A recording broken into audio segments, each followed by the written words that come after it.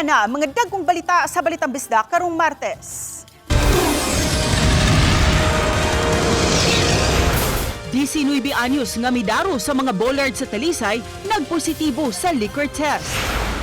Operasyon batok sa mga motor nga adunay modified muffler gipahigayon sa Mandawi. 89th Charter Day gisaulog sa Cebu City, samtang mga empleyado sa Cebu City Hall walay bonus.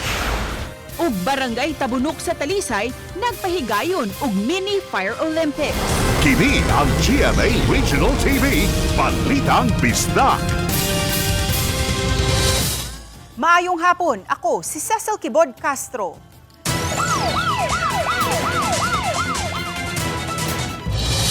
Nadisgrasya ang 19 anyos nga motorista human midasmag sa mga bollards nga nagsilbing separator sa dalan sa Barangay Linaw, Talisay City. Nagpositibo usab siya sa breathalyzer test. Ano ang report ni Fe Marie Dumabo? Nakaangkon og pangos ang lawas ang 19 anyos nga driver sa motor. Padung ang iyang direksyon sa south.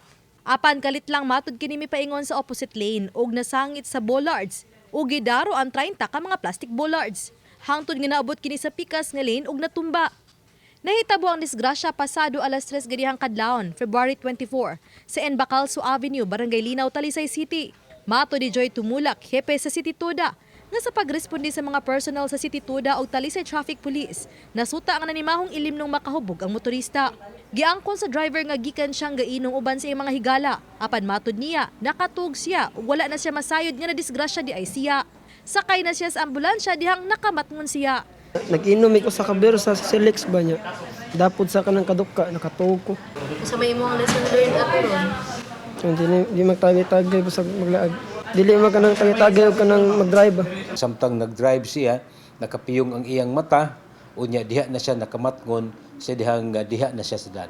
Gitawagan dahil tumulak ang LTO-7 aron makapadala og personal nga maoy magdala sa breathalyzer. Gipaubos usab sa sobriety test ang driver o sa breathalyzer test di nagpositibo kini. Kasong kalapasan sa RA 10586 kun Anti-Drunk and Drug Driving Act of 2013 ang posibleng atubangon sa driver. Labi na gyud sa mga motorista nga moinom, seryoso me dinhi sa Talisay. Kutob sa ma-involve og disgrasya nga nakainom, amo day ning ipadangat ngadto sa LTO. Ang Talisay City Police ang usa sa gihatagan sa 5 ka breathalyzer nga gipahuwam sa LTO-7 ngadto sa CPPO. Apan wa pa kini magamit kay nagpaabot pa sa deputization order gikan sa LTO-7 alang sa ilang police personnel nga napaubos na sa deputization seminar. Matod sa hepe, Police Lieutenant Colonel Humubuno Sayon nga nagtinguha gihapon sila nga makapalit og ilahang breathalyzer. Din suportado usab kini sa Talisay City Council pinaagi sa chairman sa Committee on Peace and Order. Dugang natong plano nga mo requesta separate kining alcoholic breath analyzer. 5 lang kabok ang alcoholic breath analyzer nga equipment nga nahatag sa tibuok probinsya sa Cebu. So posible nga ma-realign lang na ang ato ang alcoholic breath analyzer nga nasa Talisay. Andam of course ato ginang suportahan kay makaayo man na sa komunidad. Dapat ato ginang ipatuman unya with the support sa atong mayor nga kanang maong breath analyzer nga ma-implement gyud nato sa atong syudad. Dako na sige katabang. Uban ni Godfrey Relien, Fe Marie Dumabok. Balitang Bisdak. Subsub ang pagpanakop karon sa mga otoridad sa mga sakyanan nga mi-modify o mi-bag-o sa ilang mga mufflers. Daghan ang nadakpan kag buntag sa Mandawi City. Ang detalye ni Nico Sereno. Daling gipangkarga sa sakyanan sa Traffic Enforcement Agency of Mandawi Contim kining ipang-impound nga mga motorsiklo. Human sa operasyon kaganihang buntag sa Maydan AC Cortez, Barangay Look. Parte unta kini sa training para sa mga LTO deputized enforcers sa Mandawi. Pero kay daghang nangagi nga mga motor nga nagamit og modified mufflers maong gipangdakop og natikitan. TOP o Temporary Operator's Permit ang gi-issue dungan sa pagkumpiskar sa motorsiklo. Pero wala hinuon kuhaa ang lisensya sa driver. This is a deputation training sa mga counterparts namo, mga deputized officers namo diri sa Mandawi as well as the PNP-TEU. It just so happen nga, of course, appeal man ni sa nga violations, nalabyan, among gipang-apprehend. Unauthorized motor vehicle modification and charge and impounding is part of the penalty. First ni namo nga operation paraan ni nya nindot sad og resulta. Nya hopefully this will teach a lesson no sa ato ang mga motorista nga katong especially katong gi-operahan nila ba ilahang tambutso, giilisan. So balik nilang gyud sa inyohang sa stock pipe ninyo. 21 ka mga motor ang na-impound sa usa ka oras ra nga operasyon. Lakip na ning sa usa ka lalaki nga gikan sa Lapu-Lapu ug padung unta sa trabahoan. Tag 5,000 pesos ang multa ning maong violation. Nakabaw ko ana pero kanang kuan lang ba kanang karon ako balik Cebu ba. Okay ra ni makuha ra man gyapon eh. Lokaton ra. After payment of fines and correction of the defect or the replacement of their mufflers, pwede na nila ma-claim. Uban ni Marlon Melgazo, Nico Sereno, Balitang Bisdak. Gidasig sa church officials ang mga Sugbuanon nga muhandom sa 40th anniversary sa EDSA People Power. Ano ang report ni Nico Sereno? Lain-laing kalihukan ang himuon sa Archdiocese of Cebu paghandom sa ika-40 katuig nga anibersaryo sa EDSA People Power karong Miyerkules, Pebrero 25. Alauna 45 sa hapon karong Miyerkules, may santos nga misa nga sa ulugon sa Basilica Pilgrim Center nga sundan og programa. Sa alas 3 sa hapon, dungan nga bagtingon ang kampana sa tanang mga simbahan sa Sugbo. Dayon pagkahuman, maghimo og marcha padung sa Plaza Independencia o daw pa nag-abot o sa lubong. Sama sa nahitabo 40 katuig ang nakalabay. Relieving the spirit of EDSA through the hot issue of today, which is corruption and the need for good governance and to address social structures. Gibasa ni Monsignor Renato Beltran ang mensahe ni Cebu Archbishop Alberto Uy pagdasig sa mga tao nga moapil. Our children and young people are learning from what we choose to remember or forget. If we do not show them that EDSA still matters, they may grow up thinking that corruption is normal, that abuse of power is acceptable, and that silence is safer than courage. May konsyerto usab nga gitawag yukbo paghandom ang himuon pagkahapon ni ana hangtod sa gabii. Gipahibaw sa mga organizers dili tugutan ang mga politiko nga mamong. I would like to celebrate EDSA through music. And good enough nga ang akong mga kailang nga mga musikero nidapig usab nato. Ang kalihukan ikaduhang hugna sukad na lusad ang supak o baruganan sa simbahan kontra korupsyon nga nahimuan og marcha ni atong Nobyembre 30. Human niadto nagkahiusa ang grupo sa mga abogado sa mga legal nga laka nga himuon taliwa sa naagian sa mga Sugbuanon karong bag-o. Usa niini paghimo og opisina aron adto muduso og reklamo ang mga tawo. Of damages complaint against certain politicians asa man mudangop ang atong mga atoang citizens, mga Cebuanos. Ikaduha, usahay magud mahadlok ang usa ka tawo mo sumbong in regard to corruption being committed by their leaders, their local government leaders. Kay mahadlok sila nga basin o kanang naimutabo sila. So kinahanglan na ay safe space para sila musumbong. Uban ni Godfrey Relien, Nico Sereno, Balitang Bisdak. Gipasakaan na og kaso ang driver nga naka-hit and run sa usa ka babaeng nagbisikleta sa Mandawi City. Si Nico Sereno sa report.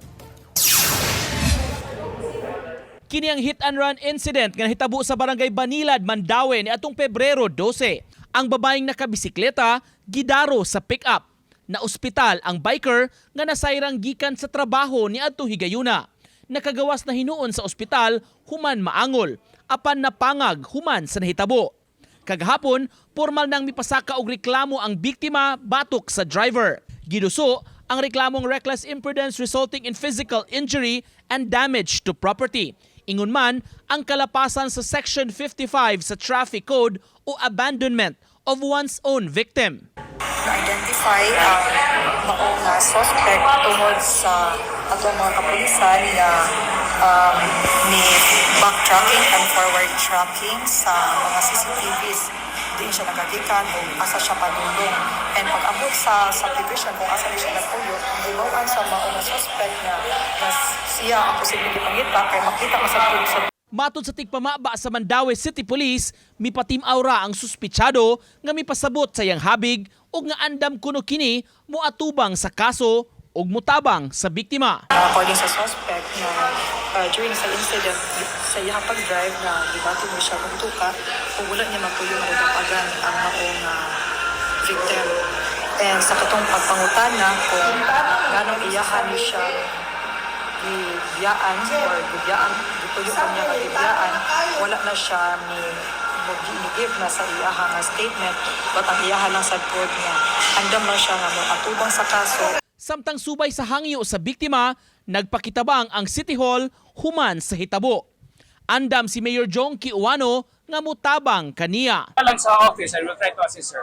Sa matabang sa city. Nico Sereno, Balitang Bisdak. Gisaulog karong adlaw ang ika-89 nga kasumaran sa Dakbayan sa Sugbo kun Charter Day. Samtang walay madawat nga Charter Day bonus ang mga kawani sa Cebu City Hall. Ano ang report ni Alan Domingo? Simple lang ang 89th Charter Day celebration sa Dakbayan Sugbo diin gibuksan sa Santos nga Misa ug dayon hamubong programa nga gipanguluhan sa mayor. Kauban ang direktor sa Cebu City Police Office ug ang representante sa Vice Mayor's Office mihatag sa ilang pagyukbo sa monumento ni Don Vicente Rama, ang amahan sa Cebu City Charter. Mihimo usab ang kapulisan og 21 gun salute. Mitambong sa kalihukan ang mga ubang opisyal sa Dakbayan, mga department heads ug mga kawani sa Cebu City Hall. Misalmot ang nakadayang ahensya sa gamhanan. Sa iyang hamubong mensahe, gihimugatan sa mayor ang kamahingdanon sa pagkaumol sa syudad sa Sugbo. Don Vicente Rama believes in a Cebu that serves its people with dignity, fairness, and courage.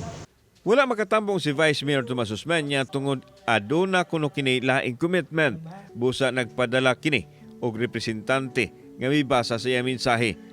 Samtang naminghoy ang mga kawani sa Cebu City Hall tungod kay sa unang higayon zero bonus karon nga Charter Day celebration sukwahi sa nanglabay katuigan. Una nagipasabot sa chairman sa Committee on Budget Dave Tumulak nganong walay bonus karong tuiga. Ang hinungdan mao ang istrikto nga warning gikan sa Commission on Audit nga giplag na o gibadlong na sa COA ang budget sa bonus ni atong tuig 2023 ug tuig 2024 pinagi sa pag-issue sa memorandum ug notices of suspension. Kahinumduman nga nakadawat og 35,000 pesos nga bonus ang mga kawani sa City Hall ni adtong nakalabayng tuig. Kauban si Clover Lumaya ko si Alan Domingo. Balitang Bisdak. Kini ang GMA Regional TV, Balitang Bisdak.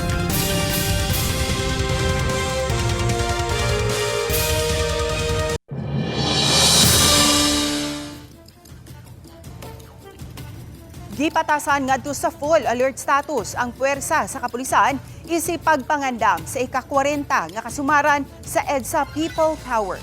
Atong sayran sa live report ni Alan Domingo. Alan?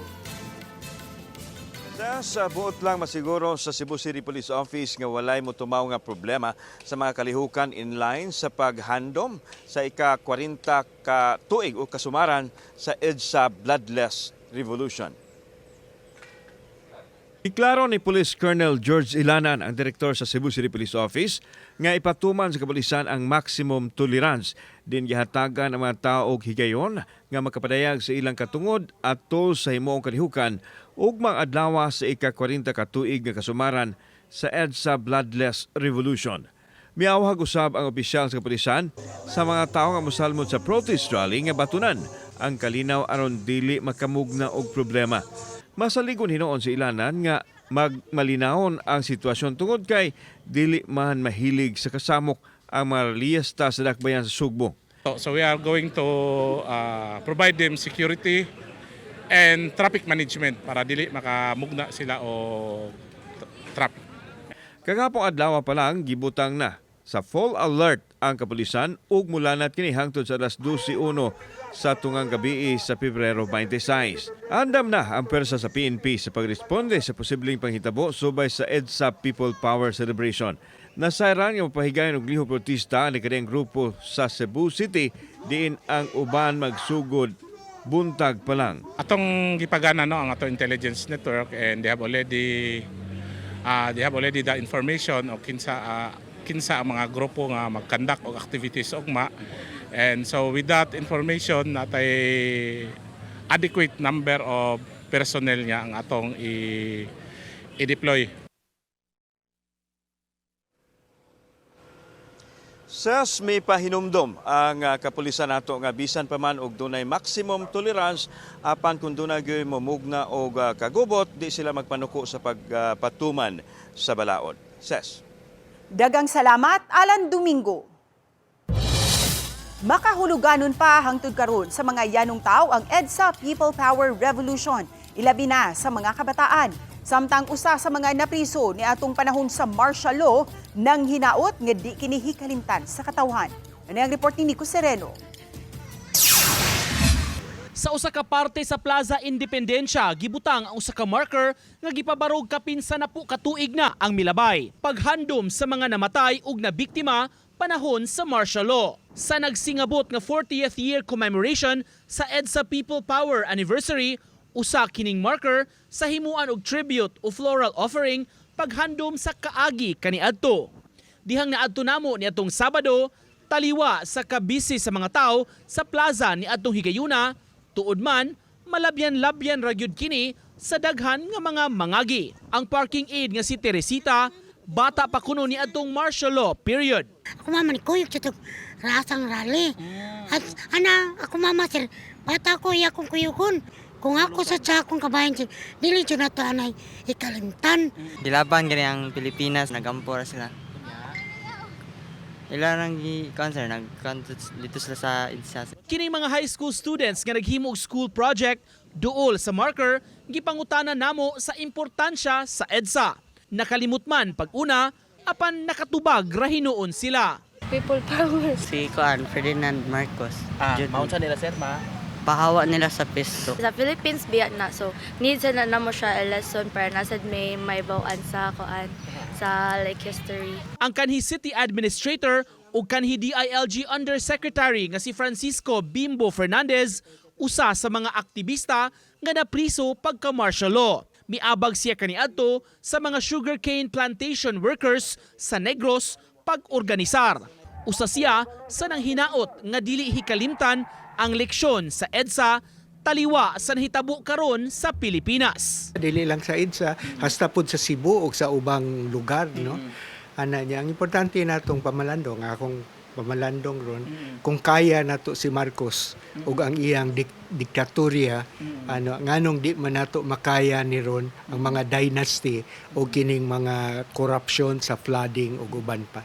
Uban ni Godfrey Relien, Nico Sereno, Balitang Bisdak. Nahimo ng labayanan sa mga basura nga makolekta sa Department of Public Services ang Pond A sa South Reclamation Area. Apan kagamhanan sa dakbayan sa Sugbo mitataw nga limitado lang ang paggamit niini. Ano ang report? Bisan sa adlawng Domingo, sunod-sunod ang pagsulod sa mga garbage truck sa nagkadiang mga barangay sa Cebu City sa Pond A sa South Road Properties. Kini aron maglabay sa ilang mga nahipos nga mga basura. May bulldozer usab nga nipatag sa mga basura. Pipila sa mga mulupyo haduol sa Pond A ni butyag nga may mga higayon-gayod nga moalisngaw ang baho sa basura ilabi na kun mangagi ang mga garbage trucks. Dira man to sa una niya, kundi gani diri sa gawas. Nya baho kaayo kanang mukaon mi kay baho kayong basura ana. Ang baho moabot bisan niadtong mga nanagpuyo sa third floor ni ining usa ka condominium. Dito dapit sa may CDM, inig mag-agi pod mi diri sa SRP bypass, baho gid siya ma'am. Kay masimutan man namo nga inig mag-agi mi. Nya dito pod gatambay ang ang Pinoy Basurero truck. Katura pod siya ma'am. Pero karon wala naman pod siya ma'am.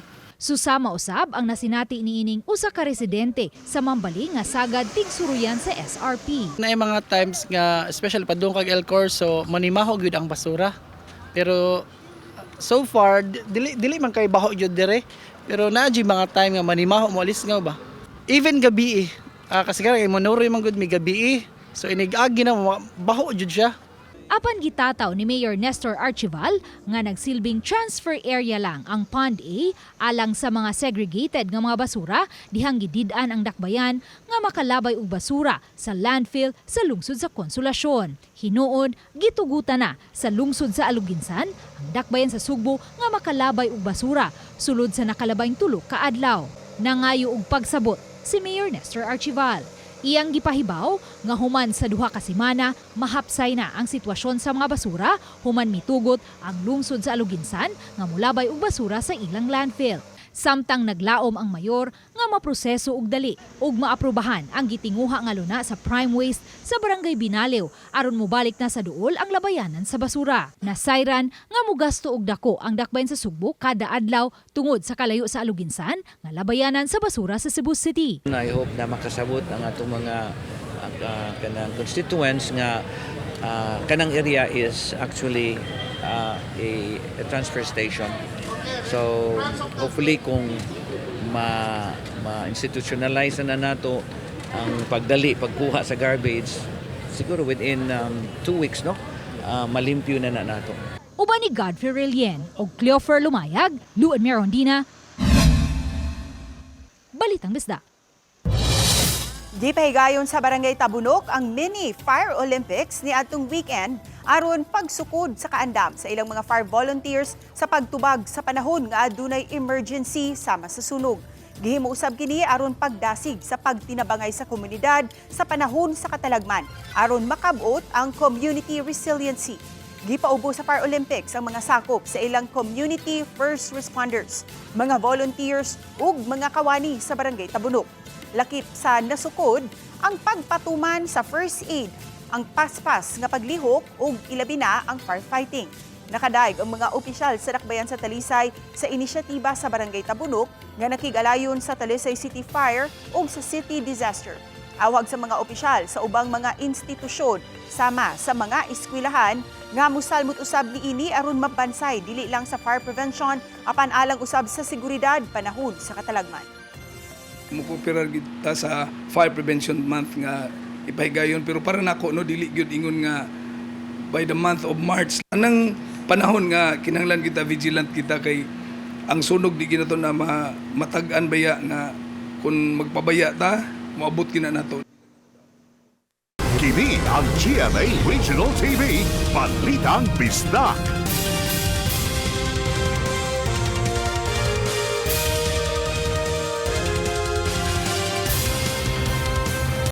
Kini ang GMA Regional TV Balitang Bisdak. Libre tuod ang sakay pero nganong walay masakyan.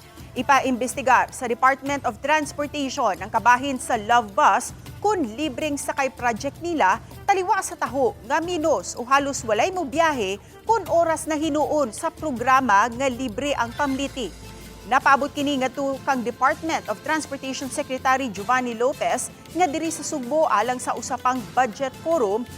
Magpakisayod si Lopez sa mga departamento kabahin nganong naingon niini.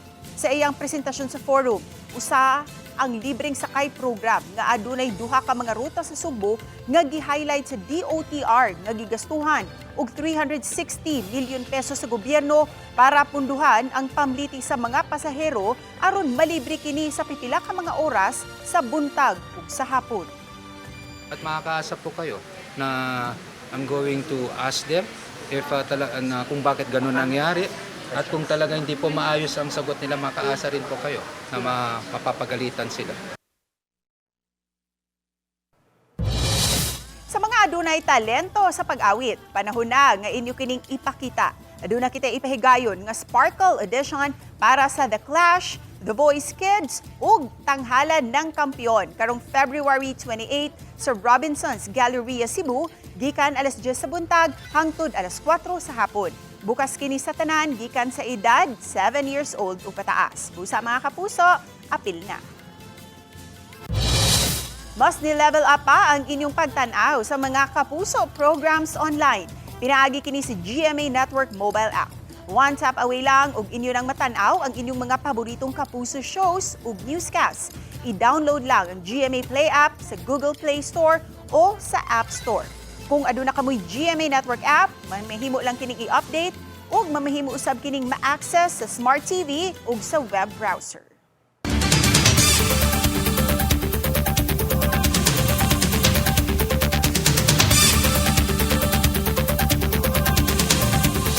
Gipahigayon ang roadshow aron mas makasabot ang katawhan kung unsay unod sa 2026 annual budget sa gobyerno.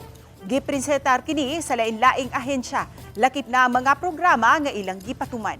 Ano ang report ni Nico Sereno? Sa Sugbo gihimo ang laing hugna sa usapang budget. Ang roadshow sa national government gihimo aron mapasabot sa katawhan ang unod sa 2026 national budget. Si Department of Budget and Management Secretary Rolando Toledo ang mipresentar unsay gigastuan sa national budget alang sa 2026 nga moabot sa 6.793 trillion pesos. Nagunang gigastuhan ang education sector nga may budget nga 1.34 trillion. Gisundan sa 530.9 billion sa infrastructure ug health sector nga makadawat og 448.1 billion pesos. Our approach to budgeting has become more careful, prudent, and more sustainable through the years. This means stronger control over spending. Sa 2026 budget, dunay unprogrammed appropriations apan labing ubos kini matud sa DBM. Alang kuno kung dunay gamiton nga may galastuhan nga gikinahanglan. Apan giklaro nila, dili kini pork barrel ug istrikto kaayo ang lagda sa paggamit aron dili maabusuhan. We will make sure that the release of this funding are supposed to all the requirements or documents that require for us to release that very stringent talaga ang aming evaluation as to release of unprogrammed appropriation. At the same time, you will know, ipapublish namin. Giimbitar sa kalihukan ang lain-laing sektor aron mapahibaw unsa ang gihimo sa mga ahensya, mga programa nga gipatuman ug galastuan.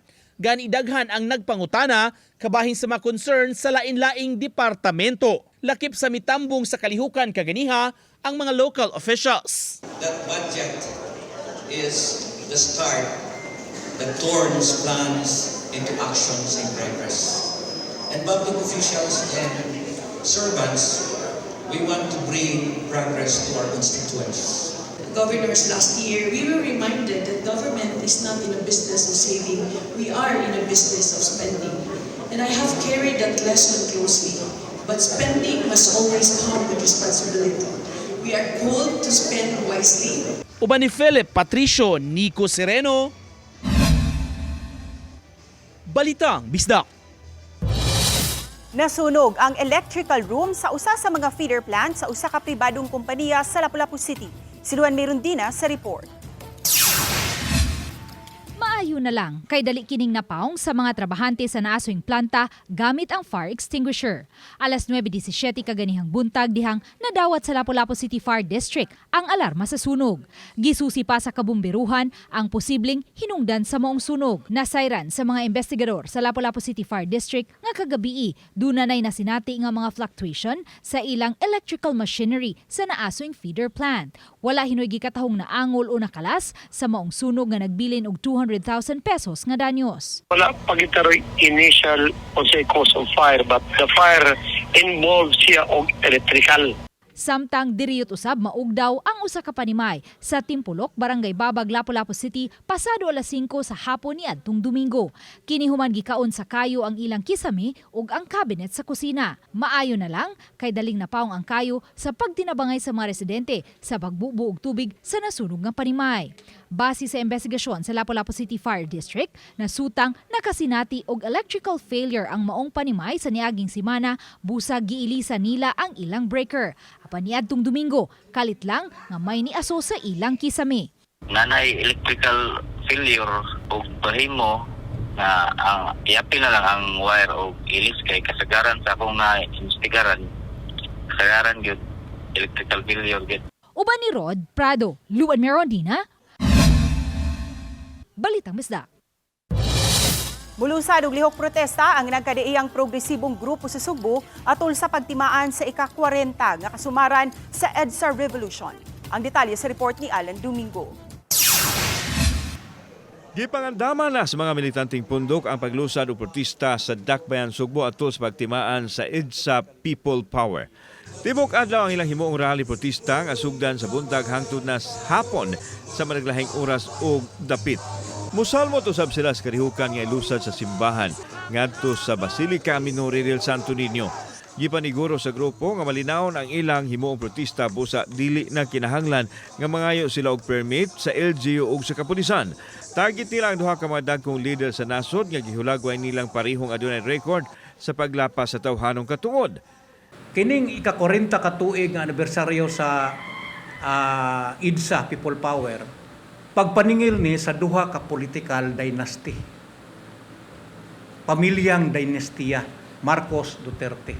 Target sa mga militanteng grupo nga moabot sa 500 kapin ka mga tawo ang mosalmot sa ilahang lihok protesta. Mumarcha siya padong dito sa Basilica Minor del Santo Niño aron motambong sa misa o motambong pod no sa panawagan pod sa ato ang halangdong arsobispo sa Sugbo nga si Abit Oy sa programa po dito nga paghimuon. Samtang gi-question nila ang wa pagdeklarar sa Malacañang og holiday sa Pebrero 25 nga gihulagway nilang hinahinay nga pag-usab sa kasaysayan sa pagigbisog atol sa EDSA People Power. Unanimously, walay pagsupak maskin usa, unanimously na desisyonan nga isuspenso ang klase anang adlaw aron makahigayon pagtambong ang mga akademiko sa ipahigayong lain kalihukan. Tanang kura dapat manubag. Tanang kura dapat manubag. Kauban si Christopher Lumayag, ako si Alan Domingo. Balitang Bisdak. Mupasundayag sa Qing Ai Parade sa Singapore, karong si Manaha ang dakbayan sa Lapu-Lapu, pinaagi sa ilang garbo sa Lapu-Lapu Festival. Ipasundayag nila ang PC Festival sa Barangay Basak dito sa Singapore, upan ang mga batang arnisador sa dakbayan ug ang Lapu-Lapu City Performing Arts. Langkuban kini sa 40 ka mga street dancers ug usa ka percussionist. Ugmang adlaw na mularga paingon Singapore ang Lapu-Lapu City contingent. Gawas sa Lapu-Lapu, gidapit usab ang uban pang 11 ka mga nasod sa Asia. Matud ni Gary Lau, usa kini ka maanindot nga kahigayunan nga mapaila sa ubang nasod ang mga festival sa Lapu-Lapu. Ilabi na kay matag barangay sa Dakbayan, aduna nay kaugalingong festival nga naumol. Giila ang Qing Ai Festival nga usa sa labing dakong festival sa Asia. Ipihigayon matag tuig sa pagsaulog sa Chinese New Year. Karong tuiga, nagsugod ang kalihukan karong adlaw, Pebrero 24 hangtod na sa Marso 3. Aside aning tibuok nga festival, na nagitay every barangay nga festivals. And this is one way of promoting our city's festival. Nagpakita og suporta ang mga supporters ni Vice Presidente Sara Duterte pinaagi sa usa ka programa sa Talisay. Gihimo sa usa ka gym sa maong syudad ang covenant signing sa grupo sa mga politiko nga mipasakop sa Save the Philippines Coalition. Gawa sa mga politikong kandidato, pagkamiaging eleksyon, lakip sa mitambong ang pipila ka mga kanhi city officials nga mga supporters ni Duterte. Dito ang kanhi mayor sa Cebu City, Mandaue ug Lapu-Lapu ug lakip sa mitambong sa kalihukan ang kanhi senatorial candidate ug kanhi executive secretary nga manawagan sa mga tao nga magmaigmat sa mga paghitabo karon sa nasod. Hindi pa lubos ang hinihingi nating transparency at full accountability. A change in administration is needed, but not just any change in administration. It should follow the constitutional succession. Ever since, we are against in any form of corruption. We are for transparency.